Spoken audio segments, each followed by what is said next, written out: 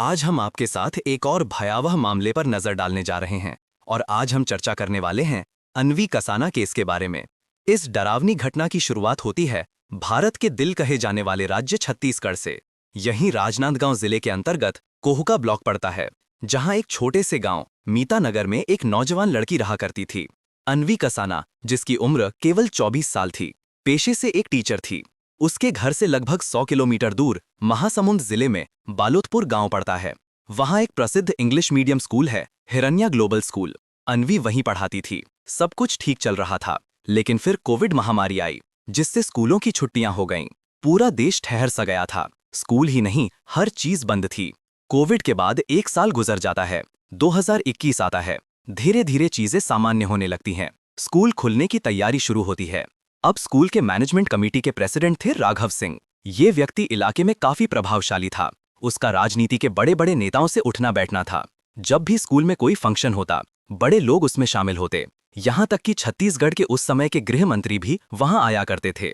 8 अक्टूबर 2021 की सुबह लगभग 8 से 9 बजे के बीच राघव सिंह ने अन्वी कसाना को फोन किया, क्योंकि अन्वी एक टीचर होने के साथ साथ उस स्कूल के गर्ल्स हॉस्टल की वार्डन भी थी।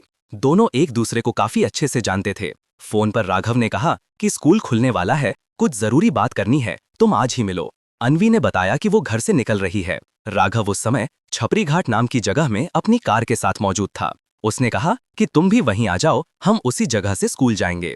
अन्वी ने अच्छे से तैयार होकर कोहुका से बस पकड़ी और छपरी घाट के लिए निकल पड़ी। छपरी घाट भी अन्वी के घर से लगभग 95 किलोमीटर दूर था, इसलिए उसे बस से जाना पड़ा। दिन बीतता गया। सुबह से दोपहर, दोपहर से शाम, शाम से रात हो गई, लेकिन अन्वी अपने घर वापस नहीं लौटी। उसने किसी को फोन भी नहीं किया। अब घर वालों को चिंता होने लगी। वे अन्वी से संपर्क करने लगे, लेकिन उसका फोन स्विच ऑफ था। घर में तनाव फैल गया। 9 अक्टूबर की सुबह होते ही परिवार के कुछ सदस्य अन्वी की तलाश में उसके स्कूल पहुंचे, लेकिन स्कूल बंद था। फिर वो लोग हॉस्टल गए। क्योंकि घर से स्कूल काफी दूर था, इसलिए अन्वी आमतौर पर जवान हॉस्टल में ही रहती थी। उनका रुख हिरण्या ग्लोबल स्कूल के गर्ल्स हॉस्टल की ओर हुआ। जैसे ही वे रूम नंबर 20 के सामने पहुंचे, उन्होंने देखा वहां ताला लगा हुआ था। पता चला कि लॉकडाउन के बाद से उस रूम में कोई नहीं आया था। ये सुनकर घर वालों की बेचैनी और बढ़ गई। इसके बाद वे सीधे कुंडा चौकी पहुंचे। यहाँ उन्होंने मिसिंग कंप्लेंट दर्ज कराने की कोशिश की। उन्होंने कहा कि अन्वी कसाना नाम की 24 साल की एक टीचर कल से घर नहीं लौटी है और उसका फोन बंद है। उसे राघव सिंह ने फोन करके बुलाया था। अन्वी घर से निकलते वक्त अपने लोगों को बता चुकी थी कि वो कहाँ जा रही है और किसने बुलाया है। घर वालों ने पुलिस को बताया कि उन्हें शक राघव पर है, लेकिन राघव था एक ऊंची पहुंच वाला इंसान, बड़ा रसूखदार। पुलिस ने उसका नाम सुनते ही कंप्लेंट नहीं ली। बोले, बेटी कहीं चली गई होगी, आ जाएगी। घर वाले निराश होकर घर लौट आए। अब उन्हें गुस्सा था, बेटी लापता है और पुलिस सुन नहीं रही। इसीलिए उन्होंने एक मुहिम शुरू कर दी। सभी रिश्तेदार, दोस्त, जानने वाले सोशल मीडिया पर पोस्ट करने लगे कि अन्वी कसाना गायब है और शक है कि राघव सिंह के साथ कुछ हुआ है। कोविड टाइम था, सब घरों में थे, सोशल मीडिया एक्टिविटी ज्यादा थी। पोस्ट वायरल होने लगा। आसपास के क्षेत्र से पूरा राज्य इस खबर से गूंज उठा। स्थानीय न्यूज एजेंसियों ने खबर को उठाया। जिस व्यक्ति का नाम सामने आ रहा था, वो एक नामी शख्स था। अब मामला बड़ा हो चुका था। विरोधी पार्टियों के लोग, छात्र, टीचर्स सब सड़क पर उतर आए। राघव की गिरफ्तारी की मांग होने लगी। ट्विटर पर justice for Anvi Kasana trend होने लगा। ये सब कुछ एक हफ्ते के अंदर होता है। पुलिस के पास अब राघव को पकड़े बिना कोई विकल्प नहीं था। 8 अक्टूबर को अन्वी गायब हुई। 13 अक्टूबर को डोंगरगढ़ पुलिस द्वारा राघव सिंह को पूछताछ के लिए थाने बुलाया गया। शाम का समय था। धीरे धीरे अंधेरा हो रहा था। थाने में बैठाकर पुलिस राघव सिंह से अन्वी कसाना के बारे में पूछताछ कर रही थी। राघव ने कहा, हाँ, मैंने उसे फोन किया था, स्कूल से जुड़ा कुछ जरूरी काम था, इसलिए बुलाया था, लेकिन कुछ समय बाद वो वहां से चली गई। आगे मुझे कुछ नहीं पता कि वो अब कहाँ है। पूछताछ के कुछ ही मिनट हुए होंगे कि अचानक थाने की लाइट चली गई, बिजली कट गई, पूरा थाना अंधेरे में डूब गया। कुछ देर बाद बिजली वापस आई तो पुलिस वालों ने देखा सामने राघव है ही नहीं। वो पुलिस की पकड़ से फरार हो चुका था। इस घटना से लोगों में गुस्सा और भड़क उठता है। विपक्षी पार्टियां भी सत्ता पक्ष को घसीटने लगती हैं। सवाल उठे, एक पुलिस चौकी जहां दर्जनों पुलिस वाले थे, हर गेट पर कोई ना कोई चौकीदार था, चारों तरफ से 6 से 7 फीट ऊंची दीवारों से घिरे थाने से आखिर राघव कैसे भाग गया। दीवारें भी इस कदर सपाट थीं कि उन पर चढ़ा भी नहीं जा सकता था। थाने में इन्वर्टर और जनरेटर लगे थे। बिजली जाने के बावजूद यहाँ बैकअप होना चाहिए था, पर उस दिन ऐसा क्यों नहीं हुआ? क्या ये सब एक सोची समझी साजिश के तहत हुआ? विपक्ष का आरोप था कि राघव सिंह उस समय के गृह मंत्री का बेहद करीबी दोस्त था और गृह मंत्री ही राज्य के ऊर्जा मंत्री भी थे। क्योंकि पुलिस गृह मंत्रालय के अधीन आती है और बिजली विभाग ऊर्जा मंत्रालय के नियंत्रण में, इसलिए बिना अंदरूनी मदद के राघव का भाग जाना असंभव था। लोगों का गुस्सा सड़कों पर टूट पड़ा। प्रदर्शन के दौरान पुलिस पर अंडे और टमाटर तक फेंके गए।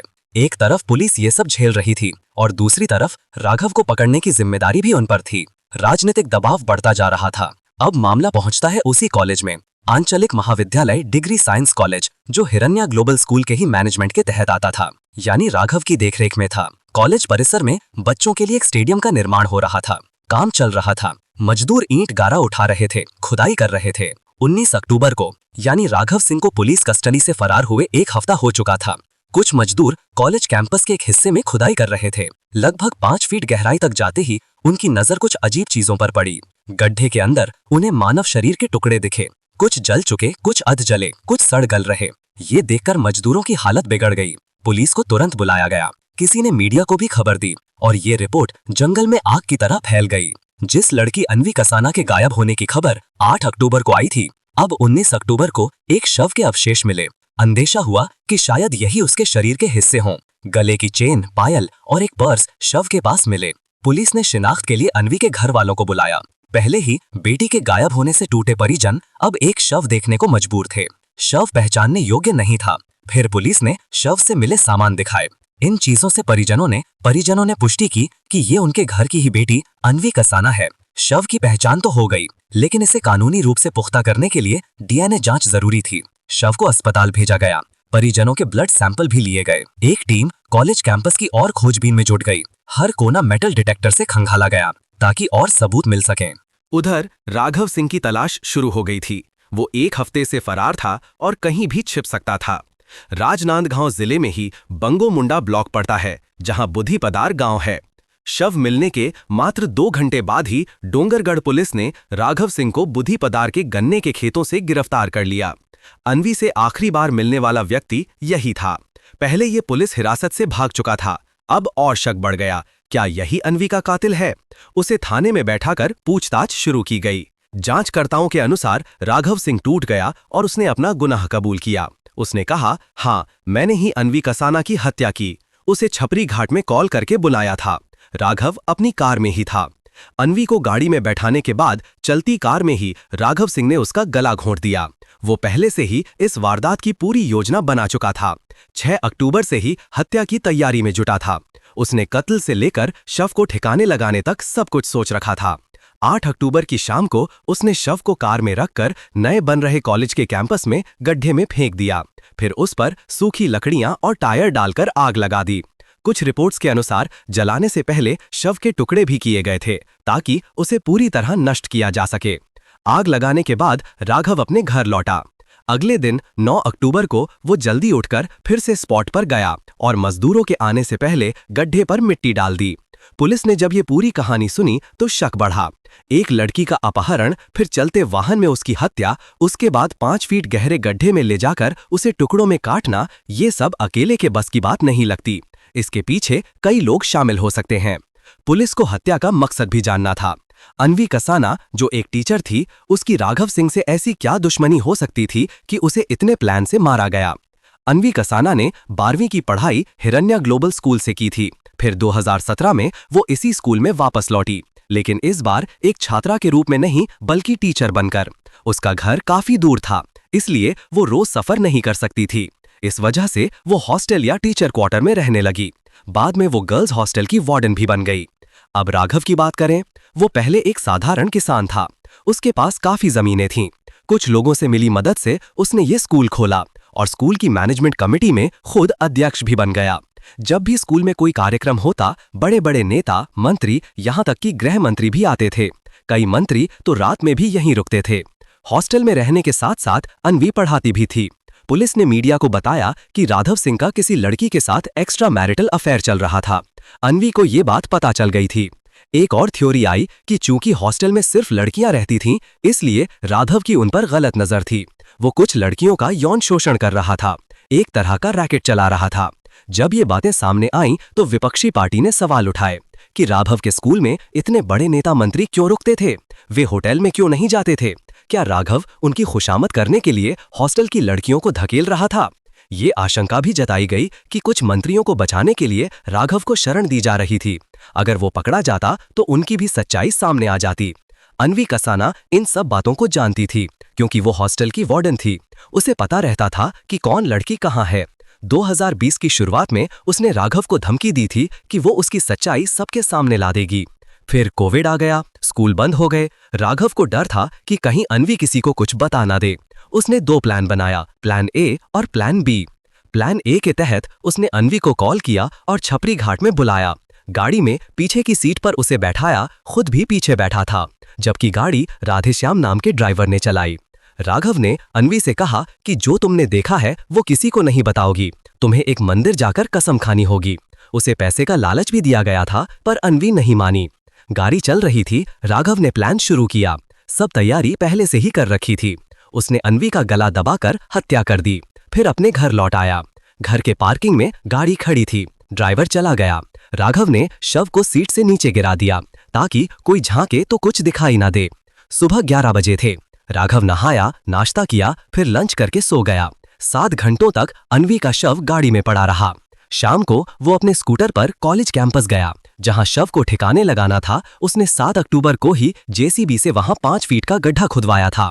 वहां पहुंचा और ड्राइवर को कॉल कर कहा, सूखी लकड़ियां और टायर लेकर आओ। शाम को वो कार लेकर कैंपस में आता है।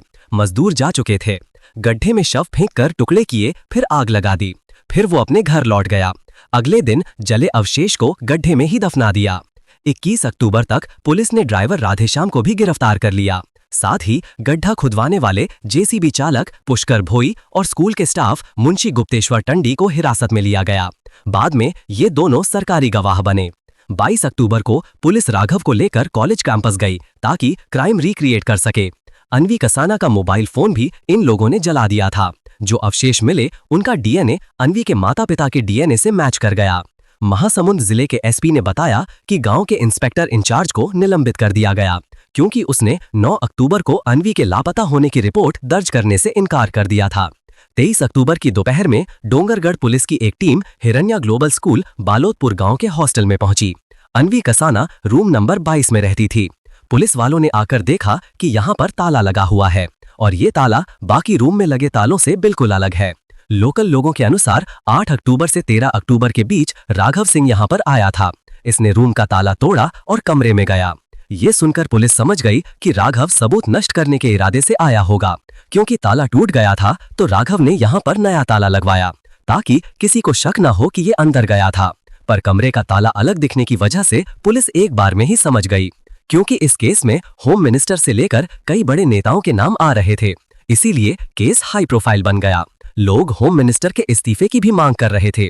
उन्हें गिरफ्तार करने की भी बात करने लगे। पुलिस के ऊपर बहुत प्रेशर था। पुलिस ने सेक्शन 164 के तहत 13 लोगों से और सेक्शन 162 के तहत 100 लोगों के स्टेटमेंट रिकॉर्ड किए। घटना अक्टूबर में हुई थी। इसके 4 महीने बाद राजनांदगांव जिला की पुलिस करीब 2000 पेज की चार्जशीट कोर्ट में सबमिट करती है, जिसमें अपराधी के ऊपर आईपीसी सेक्शन 302, 307, 120B, 34 और 35 लगते हैं। इसके अलावा कोर्ट में फॉरेंसिक रिपोर्ट, साइंटिफिक और टेक्निकल एविडेंस भी सबमिट किए गए। 25 अगस्त 2022 को कांताबांझी कोर्ट के एडिशनल जिला जज की अदालत में चार्जेस फ्रेम किए जाते हैं। आरोपियों की ओर से आए वकील ने कहा कि इनके क्लाइंट के विरुद्ध कोई डायरेक्ट एविडेंस या सर्कमस्टेंशियल एविडेंस नहीं है, इसलिए केस डिसमिस कर देना चाहिए। 8 सितंबर 2022 से कोर्ट में मुकदमा शुरू होता है। अब आती है तारीख 20 दिसंबर 2022। राजनांदगांव जिले की कांताबांझी सब जेल में राघव कैद था। कोर्ट हियरिंग के लिए राघव को ले जाना था। जेल के बाहर गाड़ी खड़ी थी। कुछ कांस्टेबल्स राघव के बैरक में जाते हैं। उन्होंने सामने देखा कि राघव सिंह एक खिड़की से झूल रहा है। उसने एक तौलिए से फंदा बनाकर फांसी लगा ली, खुद के जीवन को समाप्त कर लिया। अब इस घटना में भी कई सारे सवाल खड़े हो जाते हैं। राघव के वकील का कहना था कि पिछले दिनों उनसे आमने सामने बात हुई थी। वो बिल्कुल नॉर्मल लग रहे थे, उन्हें कोई टेंशन भी नहीं थी। वहीं राघव सिंह की पत्नी का कहना था कि इसमें बड़े बड़े लोगों का हाथ है, राघव ऐसा काम नहीं कर सकते, उनका कत्ल हुआ है। इसमें भी इंक्वायरी बैठती है। ह्यूमन राइट्स के लोग सामने आते हैं। आखिर ऐसी कौन सी परिस्थितियां आ गईं कि राघव को खुदकुशी करनी पड़ी, जबकि एक दिन पहले वो बिल्कुल नॉर्मल थे। कहा जाता है कि हाई कोर्ट से उन्होंने बेल की मांग की थी, लेकिन वो खारिज हो गई। इसी वजह से डिप्रेशन में आकर उन्होंने ऐसा कदम उठाया। वहीं विपक्षी पार्टी के लोग स्टेट गवर्नमेंट को घेरने लगते हैं। अब जिसके ऊपर अन्वी कसाना के कत्ल का इल्जाम था, उसने जेल में खुदकुशी कर ली। एक पर कत्ल में साथ देने और एविडेंस मिटाने जैसे आरोप हैं। उसने भी बेल की अर्जी लगाई थी, लेकिन वो भी खारिज हो गई। बाकी 2 आरोपी सरकारी गवाह बन गए। केस सेशन कोर्ट में चल रहा है। राघव सिंह को कैसे जेल में खुदकुशी करने का मौका मिल गया, इसमें जेल के स्टाफ के ऊपर सवाल खड़े होते हैं। फिलहाल इसकी भी जांच चल रही है। दोस्तों, इस घटना को सुनाने का उद्देश्य किसी को दुख पहुंचाना या परेशान करना नहीं है, बल्कि आपको सतर्क और जागरूक करना है। हमारा उद्देश्य है कि आप इस जानकारी से कुछ सीखें और सावधान रहें। इस पूरी घटना पर आपके क्या विचार हैं, हमें कमेंट में जरूर बताएं। साथ ही आप इस वीडियो को किस शहर से देख रहे हैं, ये भी जरूर लिखें। अगर आपको हमारी मेहनत पसंद आई हो तो कृपया इस वीडियो को लाइक करें और अपने दोस्तों के साथ शेयर करें, ताकि ये जानकारी ज्यादा से ज्यादा लोगों तक पहुंच सके। अगर आपने अब तक हमारे चैनल को सब्सक्राइब नहीं किया है तो कृपया अभी चैनल को सब्सक्राइब कर लें। मिलते हैं अगले वीडियो में एक नई कहानी के साथ। धन्यवाद।